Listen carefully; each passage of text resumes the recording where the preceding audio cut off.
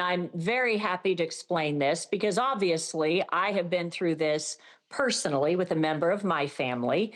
And, Armie went through many trials.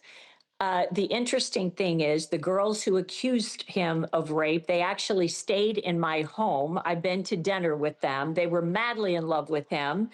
And, he didn't want to fight back because I called him one day and I'm like, okay, if you won't fight back, can I? Because I am a mama bear and I want to defend my son. And I always say, not everyone has $10 million to defend themselves like Johnny Depp did. And obviously he was wronged. Was he perfect in the situation? Nobody's perfect in a situation, right? But I think there's a place for Me Too. There absolutely is a place. There's been years of abuse, but also in cancel culture or anything else, there are times where the men are not allowed to defend themselves. What's the conceit of this podcast? Is it to give men a voice who are actually innocent, or for men to express remorse if they're not? Well, I think all of the above. We also want to talk to these people and say, what have you learned from these mistakes? Because we've all made mistakes. I mean, I'm the poster child of making mistakes. But the key is, have we learned from making our mistakes? Have you gone to those people? Have you repented? Have you asked them forgiveness? We all have to pay our penance, if you will. But we want to give people the opportunity to talk, and maybe not even just men, maybe women as well. So, Dru, some of the other names that came out on this dream list of guests: Kanye West, Mel Gibson, Kevin Spacey, Matt Lauer. We mentioned Danny Masterson. I'm sure that you probably have heard some of the backlash to when this list came out.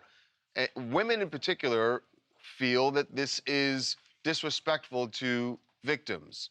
Yes, and rightfully so. And to that, And I think I can give you a perfect example about that. Is I met Mel Gibson when he was being interviewed by Kathy Lee Gifford. It was a closed set, but they allowed me to be in there. And he came right up to me and he said, Dru, when you're drunk, you say things you don't mean, you do stupid things.